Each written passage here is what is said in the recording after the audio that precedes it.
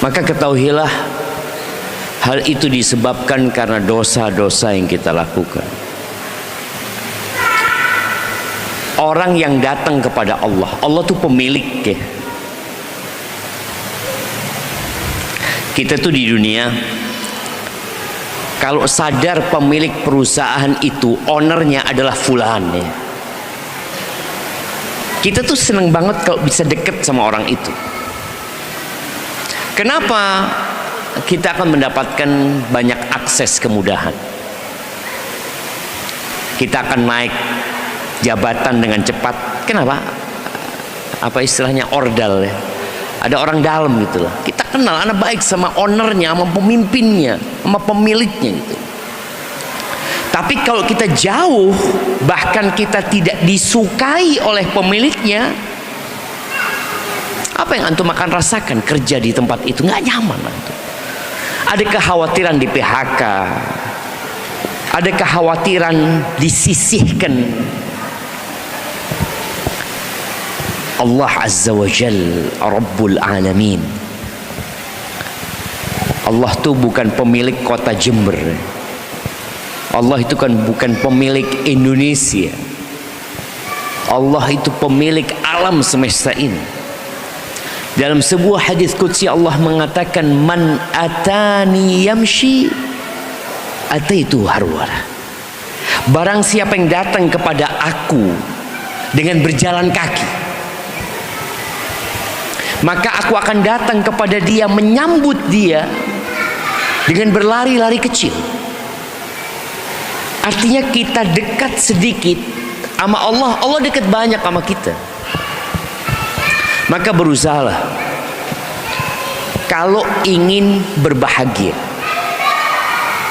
untuk dekat sama pemilik alam semesta ini.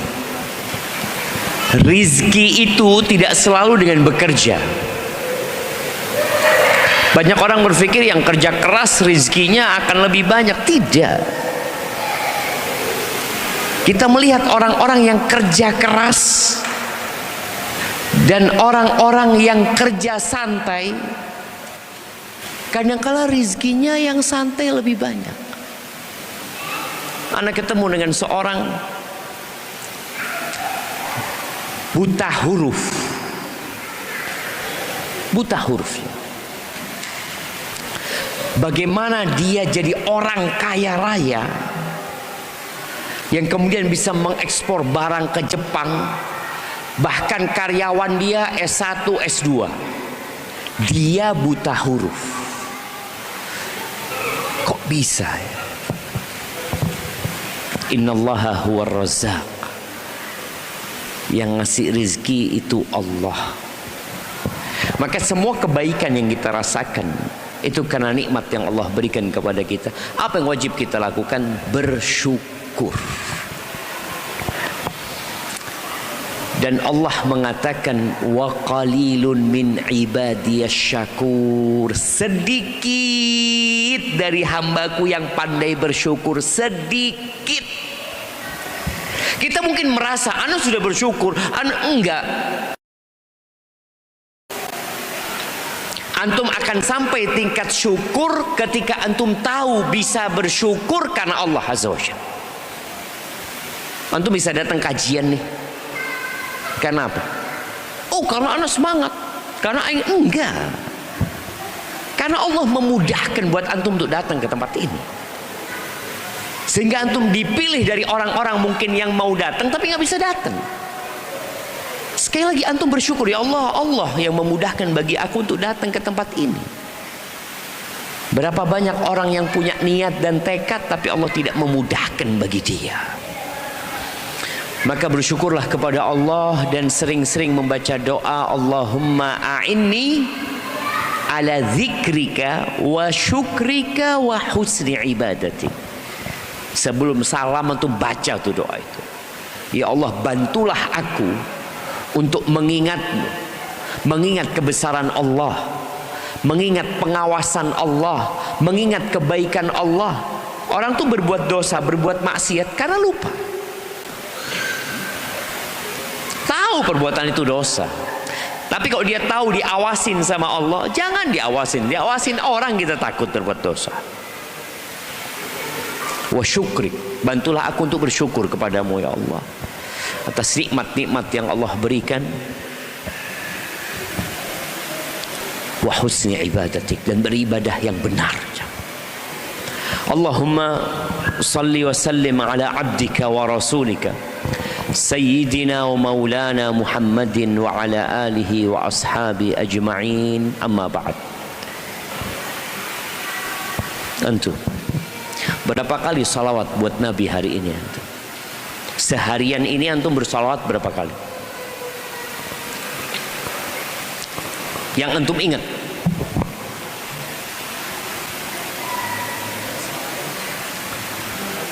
Paling waktu salat doang. Tuh jemaah, orang yang bersolawat kepada Nabi dan porsinya banyak, artinya dia serius. Bukan kalau ada waktu, tapi dia mengkhususkan waktu. Apa yang akan dia dapatkan? Tukfa hammak wa yaghfirullahu laka dzambak. Semua kegundahan, kegalauan, semua masalah jadi ringan. Dan dosa-dosa diampuni. Jadi solawat ini pencucian dosa. Antum jangan berpikir pencucian dosa itu ya astagfirullah. Iya, pencucian dosa itu astagfirullah, bertobat, sholat ya. Tapi solawat ini juga ternyata itu pencucian dosa. Ketika antum banyak bersolawat kepada Nabi alaihi salatu wassalam, yaghfirullahu laka dzambak, diampuni dosa-dosa kita. Solawat itu tanda cinta, bukti cinta, dan sumber cinta. Kalau mau tahu antum cinta sama Nabi, lihat antum solawat sama Nabi alaihi salatu wassalam berapa kali. Antum kalau cinta,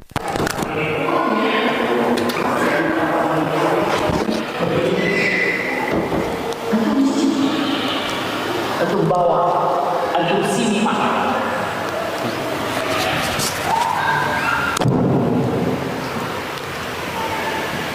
Itu tanda cinta dan sumber cinta. Artinya salawat itu menumbuhkan cinta kepada Nabi alaihi salatu wassalam, mendatangkan rahmat Allah. Yang kata Nabi alaihi salatu wassalam, man shalla alayya salatan wahidah, barang siapa yang bersolat kepadaku satu kali antum salat, apa yang antum akan dapatkan? Sallallahu alaihi biha asyra, Allah akan bersalawat kepada dia 10 kali. Kita ini perlu ngecas. Iman itu perlu dicas. Ada banyak tempat charger iman itu banyak. Antum kalau baterai handphone antum low, baterai low atau rendah, apa yang antum lakukan?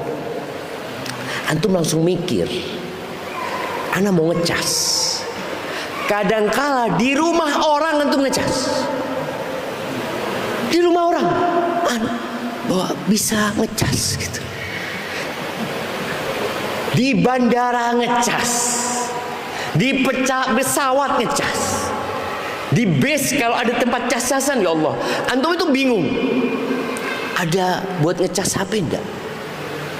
Sekarang menjadi sesuatu hal yang wajib. Antum pernah ngecas iman antum? Berpikir kayaknya perlu dicas. Ya, di antara charger keimanan itu bersalawat kepada Nabi alaihi salatu wassalam ya. Antum duduk memperbanyak salawat buat Rasul sallallahu alaihi wasallam. Ahibati fillah. Ya, hari ini kita akan melanjutkan pembahasan tentang rumah tangga. Tentang pernikahan yang terkadang tidak sesuai dengan harapan. Di sini ada syarat dalam pernikahan. Bukan syarat sahnya nikah, tapi syarat yang dibuat oleh mempelai, baik oleh suami atau istri. Tapi biasanya istri yang membuat persyaratan ini. Kenapa? Karena istri haknya terbatas. Istri ketika menikah ya otomatis harus nurut sama suami. Suaminya dimutasi kerjanya, ya sudah istri ikut. Suaminya diminta pulang sama orang tuanya, ya istri harus ikut gitu. Terkadang ada istri yang buat persyaratan.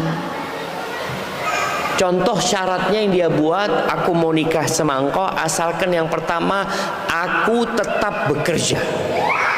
Kadangkala menikah sama istri yang sudah punya profesi, dia bekerja sebagai guru, sebagai dokter, kerjaan yang halal ya, kerjaan yang boleh. Dia ngomong, kalau engkau mau menikah sama aku tetap mau bekerja. Aku punya orang tua yang aku harus bantu kasih nafkah.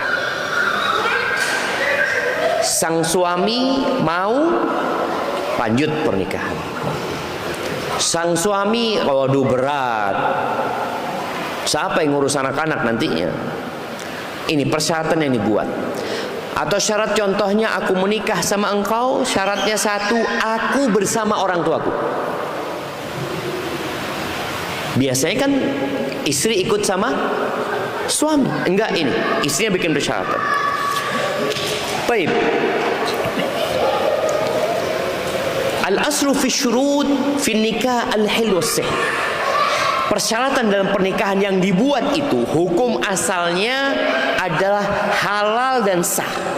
Syarat itu illa ma qama dalil ala man'ihi, kecuali ada dalil yang melarang.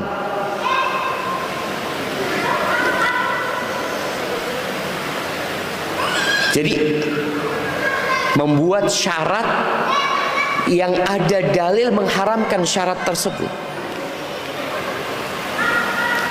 Dibahas nanti seperti nikah mut'ah.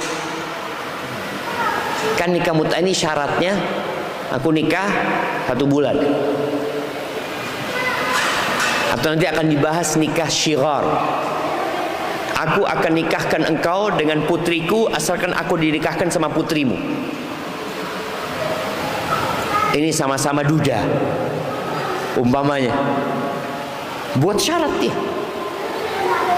Ada yang tidak diperbolehkan, tapi hukum asalnya syarat itu diperbolehkan selama tidak ada dalil yang mengharamkannya. Dan disebutkan di sini, ini masalah ada khilaf sebenarnya. Wa hadza madhhabul Hanabilah, ini pendapat Hambali. Karena pendapat Syafi'i, Maliki dan Hanafi beda.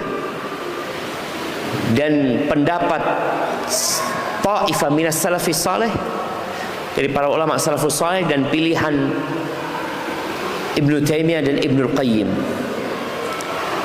Taib, Syekh bin Utsaimin juga menyatakan syarat itu hukumnya halal dan sah selama tidak ada larangan. Apa dalil?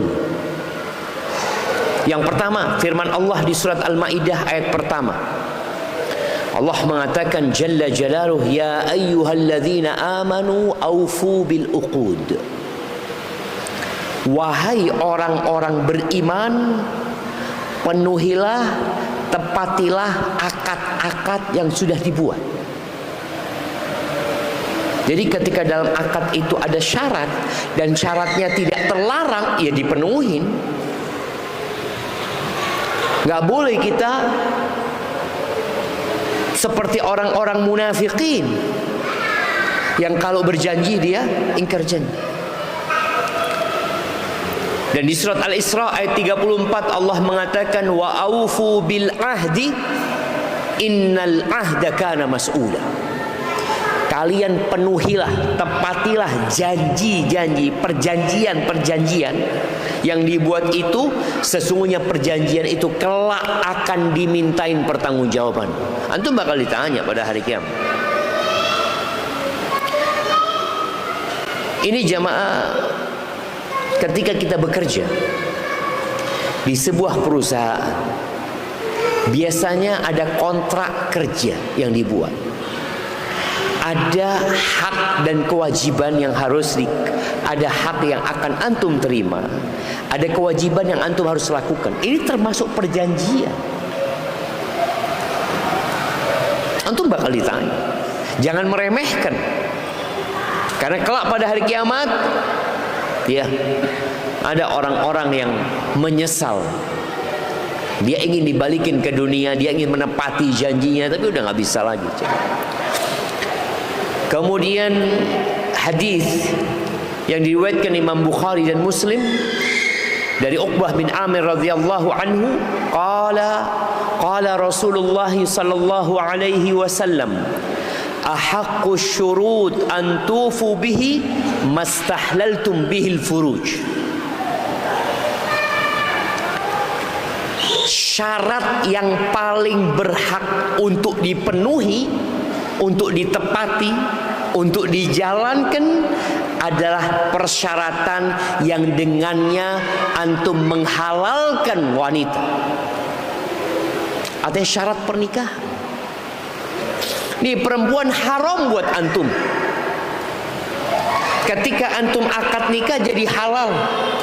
Tapi ternyata dalam akad nikah itu ada perjanjian yang dibuat. Maka antum harus penuhi itu perjanjian. Kemudian asar dari Umar bin Khattab. Ini cerita Abdurrahman bin Ghanam, qala syahidtu Umar bin Khattab radhiyallahu anhu. Aku menyaksikan Umar bin Khattab radhiyallahu anhu utiya fi imra'atin ja'ala laha zawjuha darah. Umar ini didatengin oleh seorang laki-laki yang dia membuat persyaratan, istrinya ini buat persyaratan, rumahnya tempat dia nggak mau dipindah. Suaminya mau keluar kota, suaminya mau pindah kota, suaminya mau kemana, istrinya sudah buat syarat itu. Apa kata Umar? Laha syartuha. Ya, bagi perempuan itu syarat yang sudah dibuat sama dia. Kecuali perempuan itu merelakan diri. Boleh syarat ini digugurkan oleh siapa? Oleh yang buat syarat. Umpamanya perempuan ini, ana pokoknya nggak mau keluar dari Jember. Tahu-tahu suaminya merayu, ayolah, aku ini dipindah kerja ke Surabaya. Berat aku kalau harus bolak-balik ke sini. Lalu perempuan berpikir, ya nggak apa-apa lah, maka halal. Tapi kau dipaksa oleh laki-laki, oleh suaminya ini, bahkan diancam, loh enggak, dia sudah buat persyaratan. Faqala rajulun, akhirnya ada seorang laki-laki yang menyela keputusan Umar itu. Apa kata dia? Idzan yutalliqnana. Kalau gitu para wanita itu menceraikan kita sebenarnya dengan syarat yang dia buat.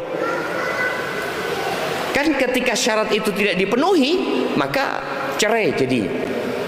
Faqala Umar, innama maqati'ul huquq inda syurut. Iya, kata Umar bin Khattab, penetapan hak itu ketika syarat dibuat. Ketika antum tidak penuhi syarat itu, dia mengatakan, kalau engkau maksa aku keluar, cerai. Ya sudah, jatuhkan cerai sama aku. Jadi seakan-akan perempuan ini yang menceraikan suaminya. Enggak, udah dibuat syarat. Engkau kalau maksa aku keluar, cerai. Maka jangan bermudah-mudahan dalam urusan persyaratan ini. Terkadang terjadi perceraian, cerai, kemudian setelah cerai masa iddahnya lepas, sang suami kepingin melamar istrinya lagi. Sang istri bikin persyaratan di situ, karena dia tahu suaminya ini garong. Maka aku minta engkau kerja di tempat yang halal.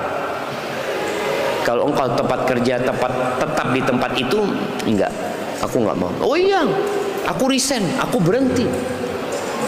Tapi ternyata tidak. Maka syarat itu berlaku. Ahibati fillah, persyaratan itu ada dua. Ada syarat-syarat yang rusak dan merusak. Rusak dan merusak. Tadi hukum asalnya syarat itu halal dan sah, kecuali ada dalil yang mengatakan itu nggak boleh, itu terlarang. Di sini ada syarat yang rusak dan merusak, yakni merusak akad nikahnya. Syaratnya batil, syaratnya nggak benar, dan pernikahannya nggak sah. Tapi ada syarat yang rusak, syarat yang batil, yang nggak bisa dilaksanakan, tapi nikahnya tetap sah. Syaratnya ya udah nggak perlu digubris syarat tersebut. Yang pertama, syarat yang rusak dan merusak itu nikahus syighar. Tadi yang disebutkan nikah di mana seorang akan menikahkan putrinya asalkan dia dinikahkan dengan putrinya dia, atau dia nikahkan adiknya asalkan dia dinikahkan sama adiknya fulan. Permasalahan pertama disebutkan nikah syighar biduni sadaqin likullin minhum. Nikah syighar tanpa adanya mahar. Kadangkala yang menentukan mahar ini siapa? Walinya. Disebutkan di sini yufsahu aqdu nikah syighar. Dibatalkan akad pernikahan syighar, itu tidak sah. Rusak, nggak perlu cerai. Akadnya memang sudah batal. Idza kana biduni sadaq. Kalau nikahnya tanpa ada mahar. Tapi kalau ada mahar, nanti pembahasan kedua. Ini yang tanpa mahar. Qabla dukhul au ba'dahu, baik dia sudah menghubungin istrinya atau belum, nikahnya dibatalkan. Ini madhab jumhur ulama. Anda nggak tahu nikah syighar ini terjadi nggak di Indonesia? Ada nggak? Jarang ya mungkin. Jarang, bahkan mungkin hampir nggak ada ya. Hampir nggak ada. Ya, ini nikah di masa lalu jamaah, tapi itu terjadi. Disebutkan mazhab Malikiyah, Syafi'iyah, Hanabilah dan Zahiriyah. Apa dalilnya? Hadis Abdullah bin Umar bin Khattab radhiyallahu anhu. Anna Rasulullah sallallahu alaihi wasallam naha 'anil syighar. Bahwa Rasulullah sallallahu alaihi wasallam melarang nikah syighar. Apa nikah syighar itu? Ayyuzawwijar rajulu ibnatahu ala ayyuzawwijal akhar ibnatahu laisa bainahuma sadaq. Nikah syighar itu definisinya dia menikahkan putrinya dengan syarat dinikahkan dengan putrinya orang itu tanpa adanya mahar. Terus hadis Abu Hurairah juga Nabi melarang nikah syighar. Jabir bin Abdullah, jadi ada riwayat dari Abdullah bin Umar, riwayat dari Jabir bin Abdullah, riwayat dari Abu Hurairah yang semua menyatakan sama, naha, Nabi melarang, dan hukum asal larangan itu adalah haram. Kata Nabi SAW, "Idza amartukum bi amrin fa'tu minhu mastata'tum." Kalau aku nyuruh kalian, kerjakan sesuai kemampuan. Kalau disuruh, kerjakan sesuai kemampuan. Kalau dilarang, fajtanibu, tinggalkan. Kenapa kok ada perbedaan? Merefresh kembali ingatan antum. Kenapa kalau perintah sesuai kemampuan, kenapa kalau larangan tidak ada namanya sesuai kemampuan? Kenapa? Siapa yang mau jawab? Kalau disuruh perintah lakukan ini, lakukan sesuai kemampuan. Tapi kalau jangan kerjakan itu, full total, nggak ada jangan kerjakan sesuai kemampuan. Kenapa?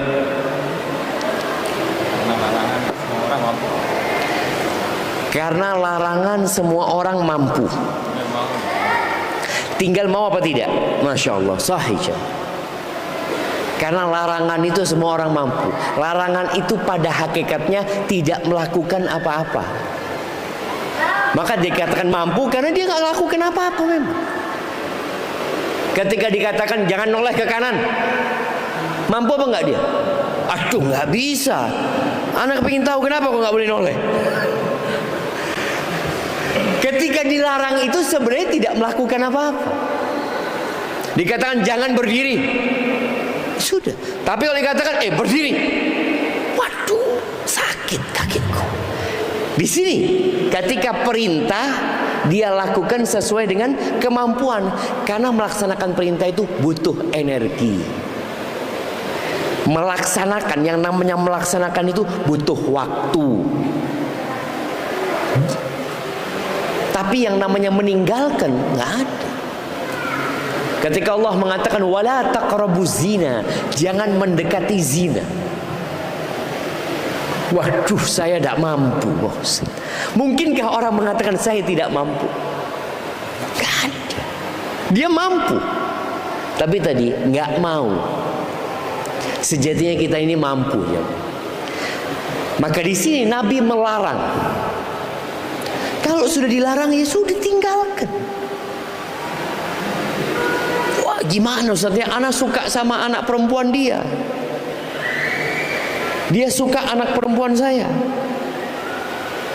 Gimana kalau seakan-akan tukar sama barter? Enggak banyak perempuan. Banyak perempuan. Baik, di sini ketika tidak ada mahar sudah haram hukumnya. Bagaimana nikah syighar tapi pakai mahar? Ada syarat yang dibuat, tapi tetap ada mahar yang ditetapkan. Dia mengatakan, nikahkan aku nikahkan kau dengan putriku, maharnya BMW seri terbaru, umpamanya seperti itu. Siap, kata dia, siap. Tapi nikahkan aku sama putrimu. Jadi ada mahar dan ada syarat. Boleh apa tidak? Di sini terjadi khilaf di antara para ulama. Yang pertama, kenapa terlarang? Jumhur mengatakan terlarang karena seakan-akan barter tadi jemaah. Nggak pakai mahar sudah, maharnya sudah. Anak-anak jadi mahar, nggak boleh. Ini enggak. Ya nikahnya nikah bener, semua persyaratan terpenuhi, tapi ada syarat yang dibuat, yaitu dinikahkan dengan putrinya dia. Pendapat yang pertama, yasihu nikahu syighar, sah kalau ada mahar yang ditetapkan. Karena sejatinya mahar ini haknya siapa? Haknya yang menikah, bukan haknya wali. Dan itu mazhab jumhur dikatakan, mazhab Hanafiyah, Syafi'iyah dan Hanabilah. Kenapa? Mereka berpendapat di situ ada syarat dalam akad, tapi maharnya disebutkan, maka nggak rusak pernikahan, sah pernikahan. Alasan kedua, karena di situ tidak ada unsur kezaliman, tidak ada unsur pemaksaan di anak perempuan itu, enggak. Karena ada mahar, engkau mau, fadol gitu. Kalau enggak ya dia akan menolak gitu. Artinya anak perempuan kan udah pernah dibahas, terus enggak boleh memaksa dia. Tapi kalau dia mau, nak, aku nikahkan engkau nak sama fulan. Mau nak? Mau ayah. Tapi sang ayah ini udah ngomong sama si calon suaminya itu, engkau nikahkan aku dengan putrimu. Dia juga gak maksa anaknya. Nak, engkau mau nak, bapak nikahkan sama fulan. Sang anak, aduh gak mau pak. Berarti nikah gak akan terjadi. Ketika sang anak mau, kenapa harus dilarang? dan di situ ada mahar yang disebutkan. Tapi pendapat yang kedua nggak sah walaupun disebutkan mahar.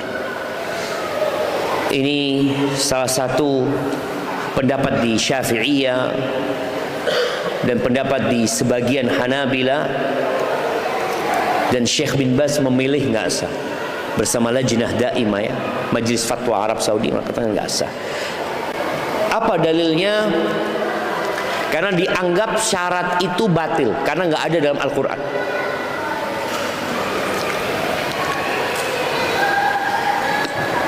Kemudian ada asar, ada kejadian di masa Muawiyah bin Abu Sufyan. Kejadian Al-Abbas bin Abdullah bin Abbas. Abbas bin Abdullah bin Abbas, anaknya Abdullah bin Abbas, cucunya Abbas bin Abdul Muttalib. Jadi ini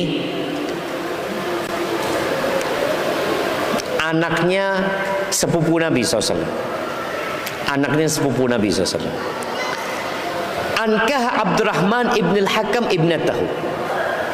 Dia menikahkan Abdurrahman bin Hakam, dinikahkan sama putrinya Abbasin bin Abdullah.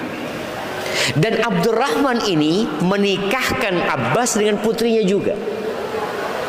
Ini saling menikahkan dengan putrinya. Dan ada mahar yang dibuat dalam pernikahan itu. Lalu, Masya Allah, bentar.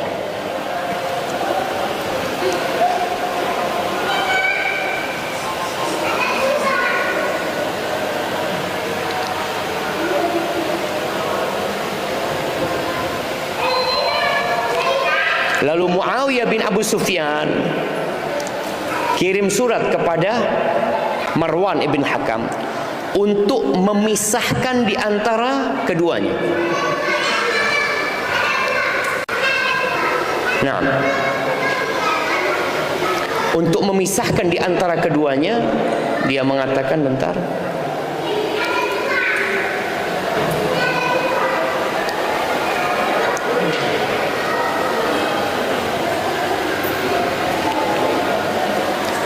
Waqala fi kitab, dia kirim surat kepada Marwan.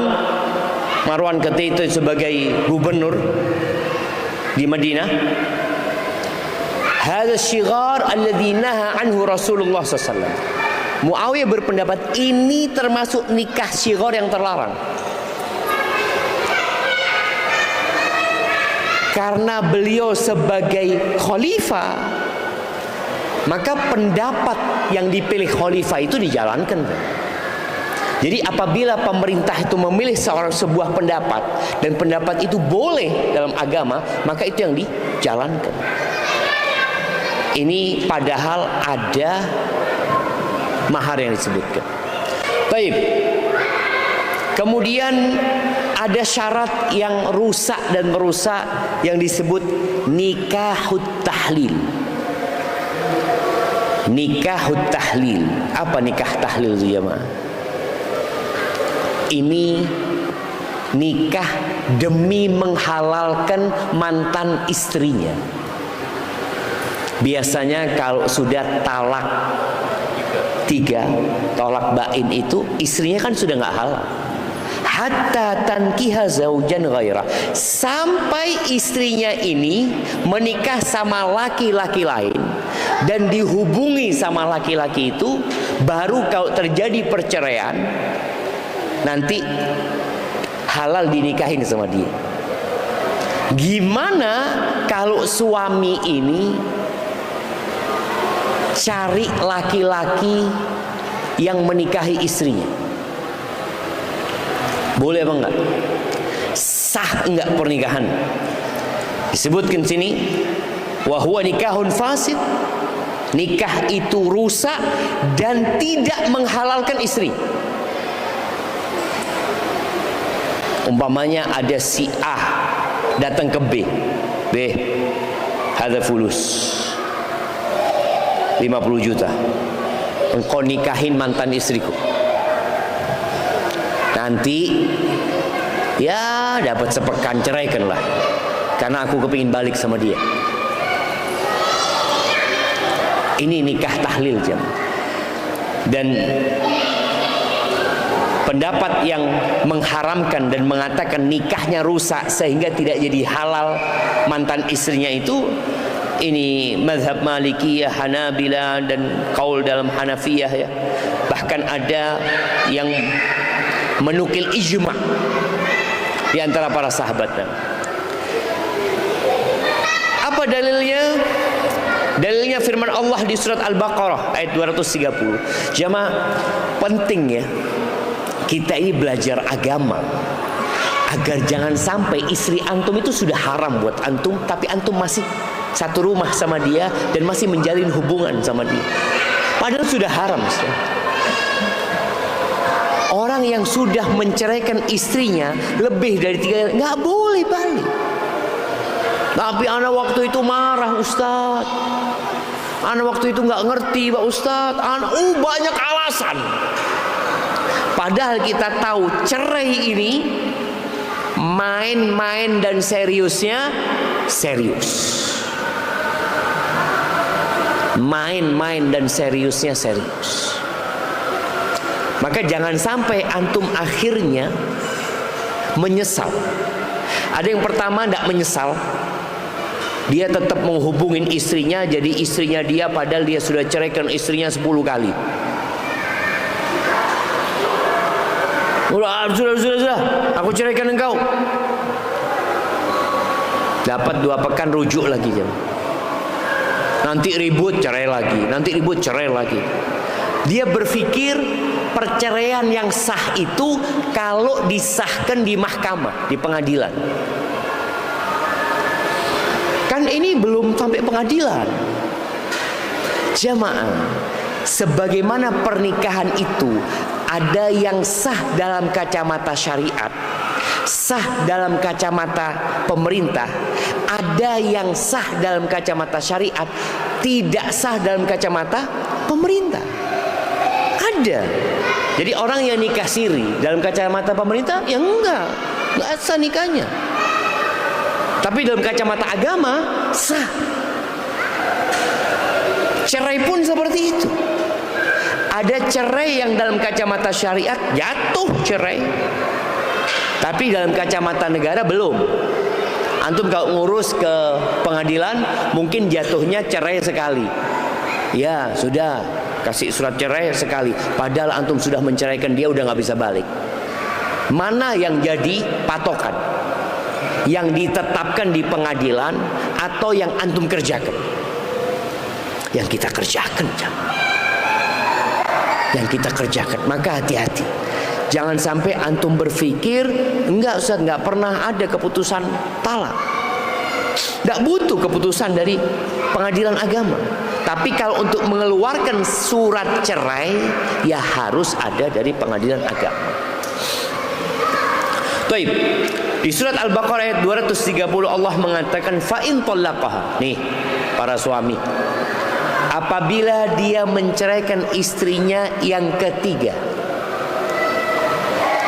fala tahillu lahu min ba'du hatta tankiha zaujan ghairah.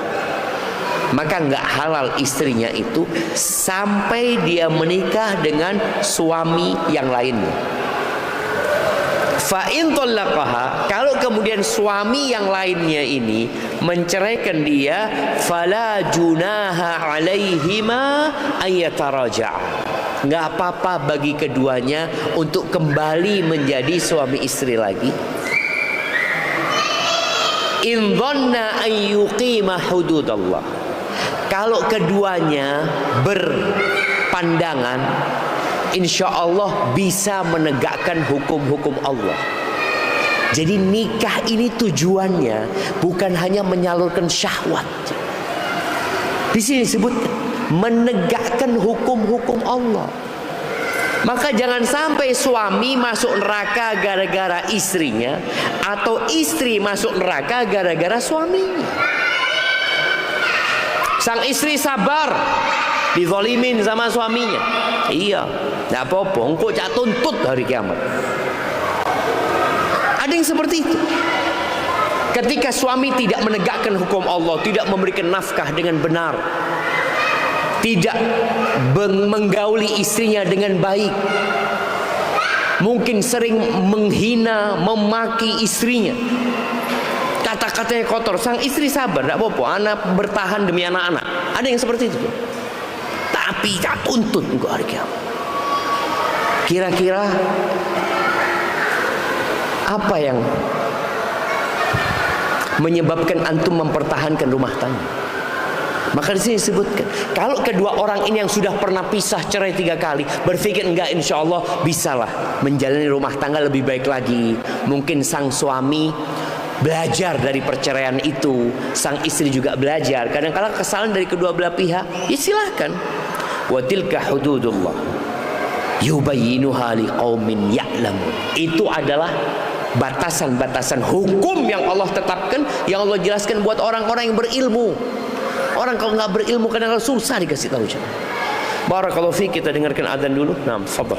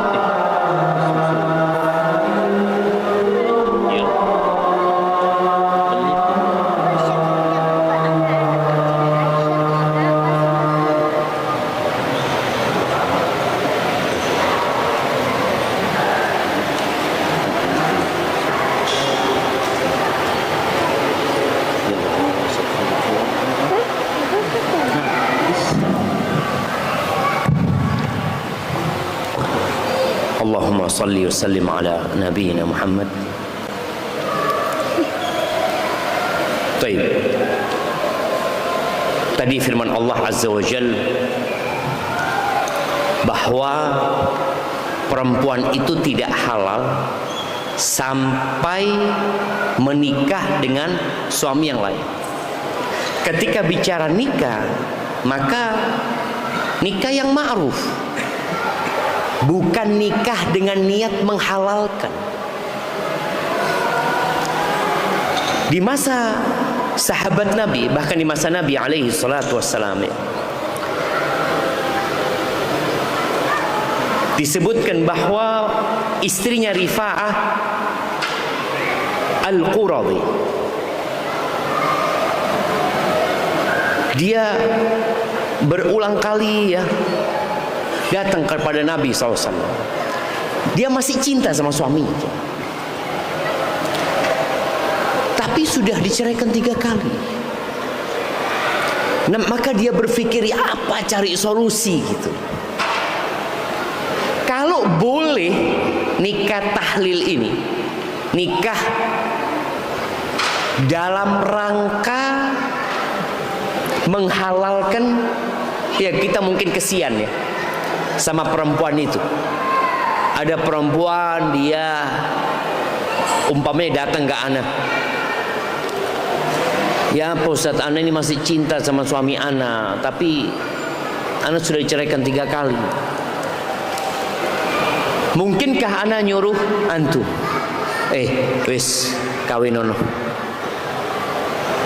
nanti setelah sebulan diceraikan? Ini kan solusi, tapi ternyata nggak boleh, dan Nabi tidak mengarahkan itu,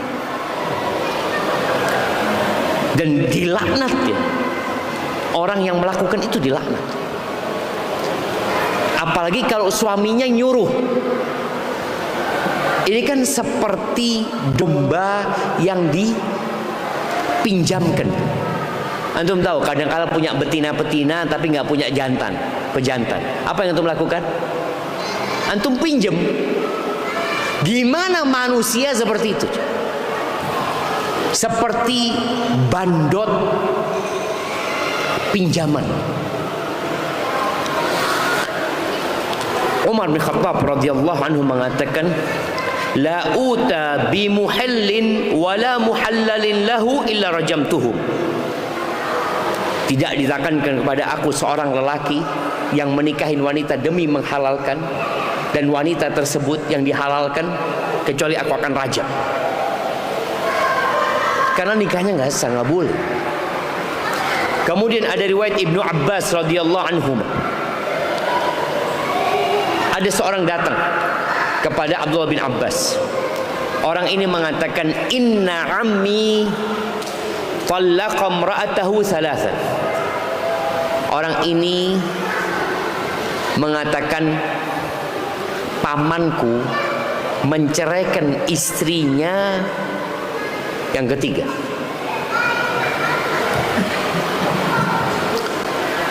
Mau cari solusi nih orang ini. Apa kata Abdullah bin Abbas? Inna ammaka asallah fa'andama. Pamanmu itu bermaksiat kepada Allah, maka Allah bikin dia menyesal. Dia kepingin rujuk, nggak bisa.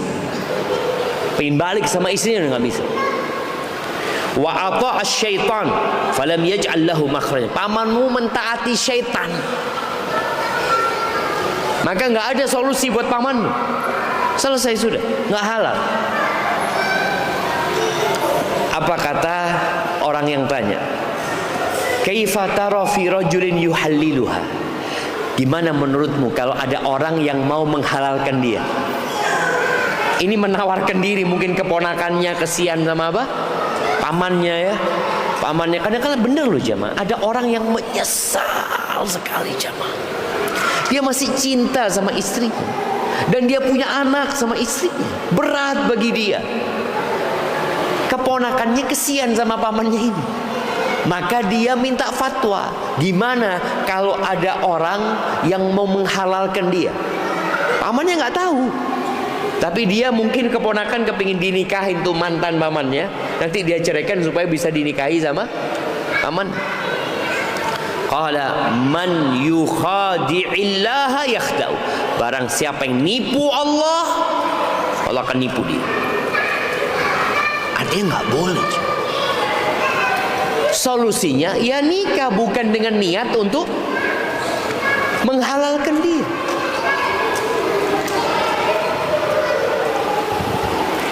Ketika antum menikah, khususnya yang suka marah, maka tolong kata-kata cerai itu antum hapus dari memori antum. Dihapus. Kalau dihapus, antum marah nggak akan ingat dengan kata-kata itu.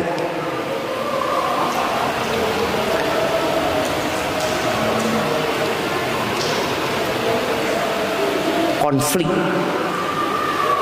di dalam rumah tangga itu wajar. Kenapa? Karena dua orang ini punya karakter yang berbeda. Kadangkala ekspektasinya itu terlalu tinggi. Dia berpikir yang perempuan ini dapat suami yang sholat malam. Betul jemaah. Ada orang yang terlalu tinggi harapannya, tapi ternyata suaminya nggak pernah sholat malam. Dia pikir dapat suami yang selalu sholat di masjid,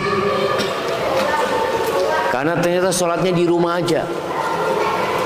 Sang suami kadang-kala berpikir istrinya ini adalah istri yang pinter, ini bisa ya, yang nurut, yang kalau ngomong manis ternyata pedes kalau ngomong. Apa yang dilakukan? Ya perlu ada masa penyesuaian. Yang harapannya tinggi, yang idealismenya terlalu besar diturunkan. Ya sudah, ini suamiku, alhamdulillah dia masih sholat 5 waktu, ngomong kayak gitu. Dia pikir suaminya ini dermawan deh.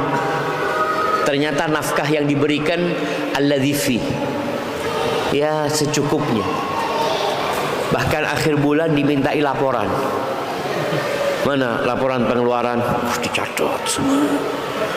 Ya sudah, suamimu kayak gitu, terima dia apa adanya. Mungkin masih bisa diperbaiki.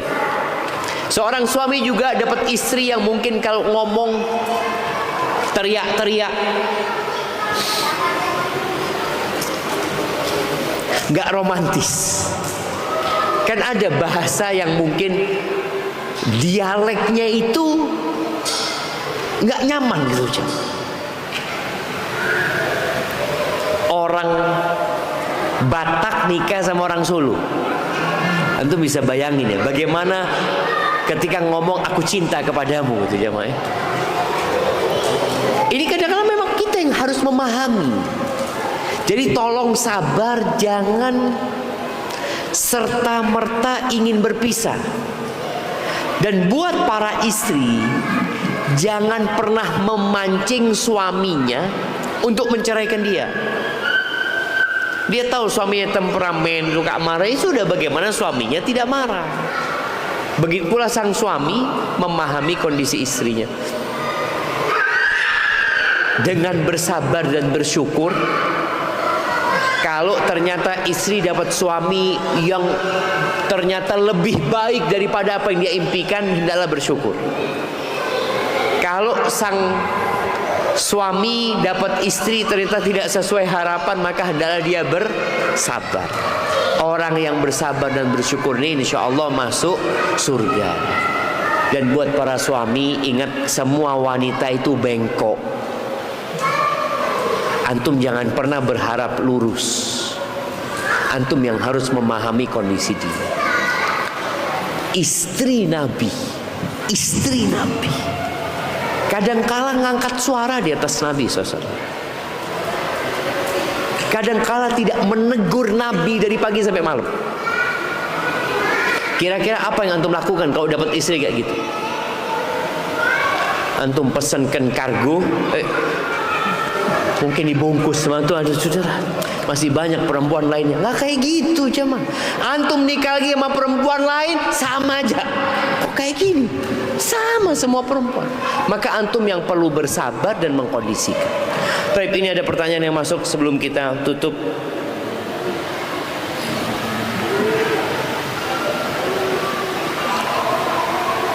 Apa arti baqiyatun salihah?